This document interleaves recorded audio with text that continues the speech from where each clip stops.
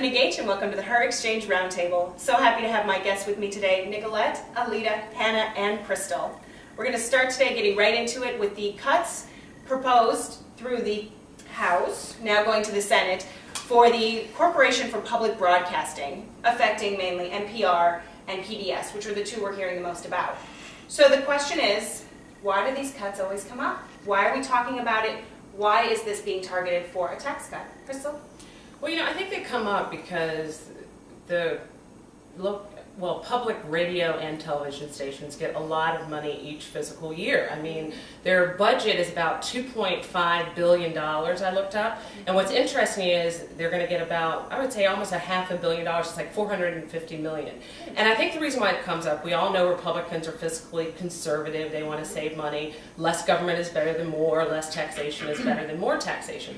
And I think when you look at this, particularly now since we're trying to come out of a recession, it's a lot of money. And I got to say, I side with the Republicans on this, that, and the bipartisan commission that the president set up to look for ways to trim the budget. They also recommended defunding NPR and PBS stations. So I think it's hard to argue against it when we have so many cable stations and, there's tons of TV and radio out there now. Actually, you hit on a really good point. There's a lot of cable out there, but there's a lot of people that don't get cable. Right. And every week on average, you have 170 million people who benefit from listening and watching public broadcasting. That includes 38 million people who are in rural and underserved communities.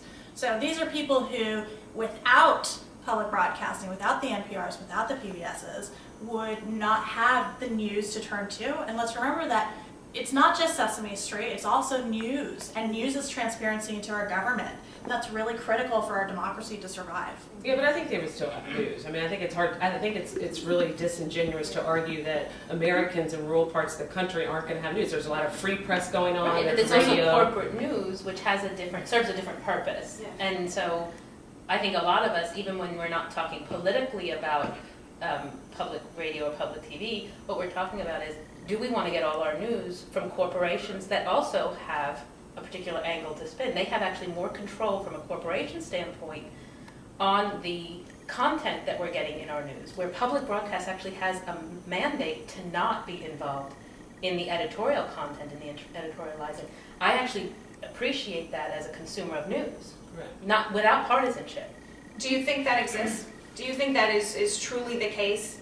So I I wonder do. if they're on the firing block Right. because there may not be such a level playing field there in I terms of think how there's a news is reported. perception, right, that perhaps that it tends towards more liberal, but I do think that it is equitable, that if you have an interest in just airing something on public broadcast, we all have the same access to have programming on public access. I mean, public broadcast. We can submit proposals and ask for grants to put, any one of us could, Right. about any kind of content.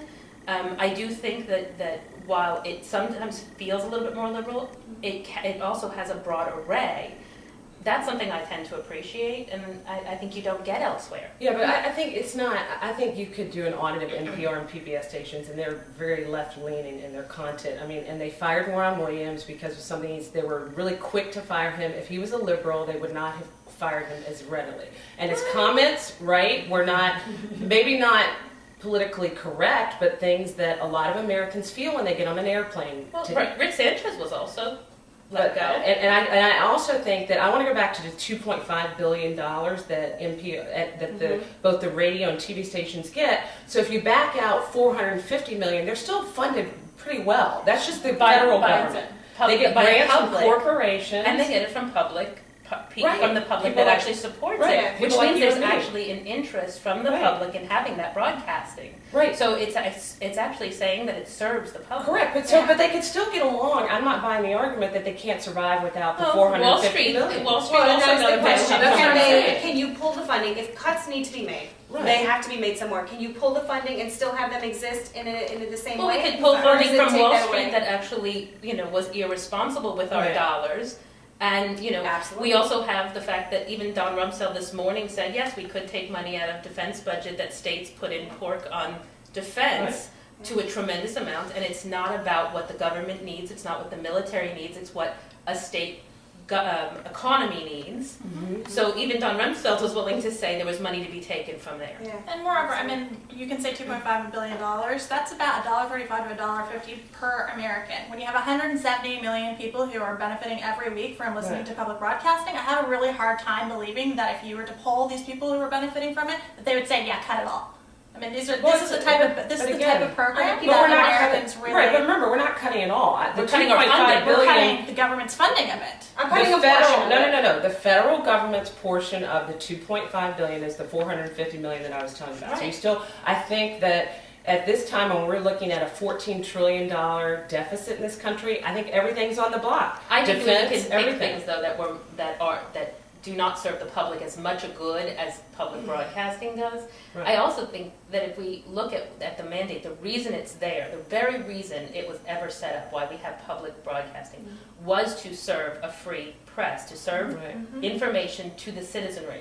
After what happened this past week in Egypt, is that really the thing that we want to take away? Is that the thing that we want to say is worth taking money out of?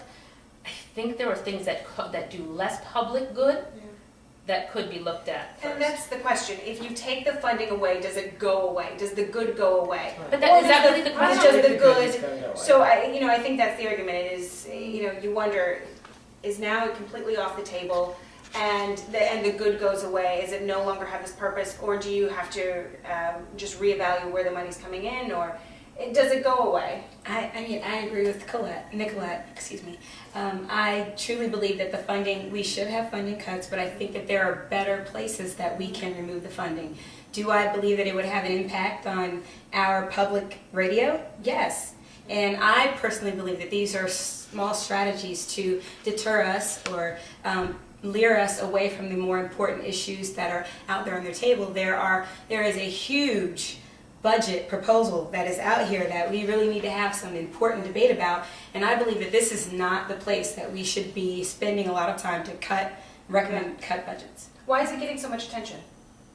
Because there are other cuts. I mean, this is obviously a bill that doesn't exist with one proposal in it. So why do we hear so much about it in the Sesame Street moment and all this? Why is there so much to do about it? It's an accessible part of the budget. I mean, this is a part that all of us can relate to, can understand. It's something that we use. There's a lot of pieces of the budget that are just so fine print, and I get really annoyed when people are like, "It's this big, I don't understand it." Yeah, that's how it's supposed to be. It's the government. Everything's going to be difficult. It's not going to be easy, okay? But because of that, there are things in there that you and me don't use, and so as a result of it, when we talk about the cuts for it, we don't understand the numbers that really relate to it, but we can talk about how this cut would affect our daily lives and how it would affect our democracy, how it would it feels affect personal. education. And it's also Yeah. I mean, even from both sides, let's be frank, even the Democrats that are going and doing the press conference with Kermit, it's a visual story for them It as is. well. I tried to get Kermit here I for think the it's- panel. Well, I it think has it's in the visual sentimental. story, they make it sentimental, but I think it goes beyond sentiment and reality. Well, I think the press conference. But I mean, makes come sense. on, when you get Big Bird and all the Sesame Street characters up there, they sentimentalize it. I'm not saying that it's just. I think that's reality, but I don't think But that. I think that's the point. Well, but the point is, how important that Right. information is for the public. right? Think but- of all of the things that are being brought to the table through public access broadcast, and that is the point. It's something as simple as Sesame Street that is important to the public. It's important for the powerless to have information free and available to them.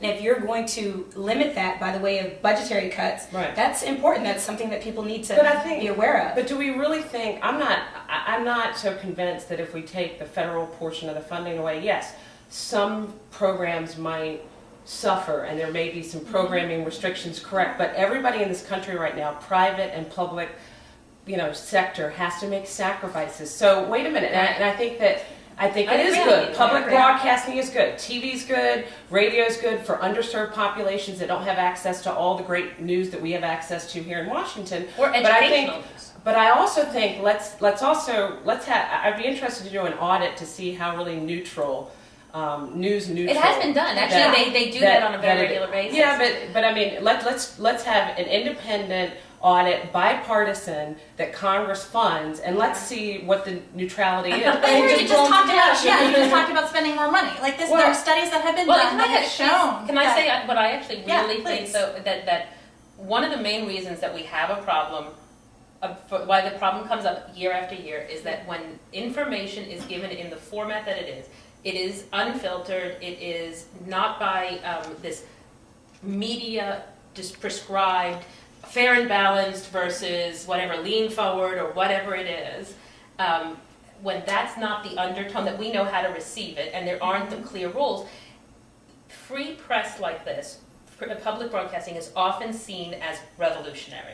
And that undermines, or traditionally feels like it undermines conservatism.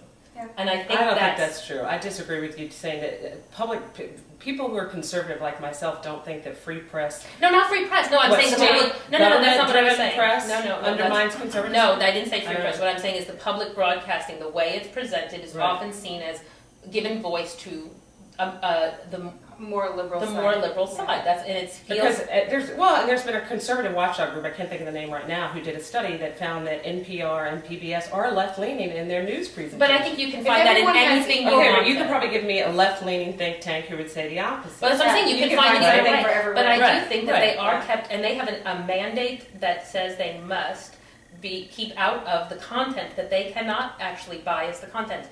I actually think they self-censor in the opposite way, which is why Juan Williams was so visible when he stood out that way with his commentary, because I think actually the anchors and the people that do reporting for NPR I think they tend to self-censor to not flirt with the line. No, I totally disagree. I mean, I listen to NPR sometimes, and I'm really flabbergasted at the agenda that NPR has. See, and I don't see that. I think it's a matter of it's always opinion, going to but- be where your bias is coming Right. from, and your personal. You're going to be sensitive to I actually something. see I learned. And I feel I like think I learned that's, from it. you know, you're always going to have a heightened sensitivity, whatever direction you're coming from. It's going to feel that they're over censoring, they're under censoring. I think you probably always exist. Is it going to get passed? Are the cuts this year going to go through? Prediction. I don't think so. No. Not this guy. Doubtful. Doubtful.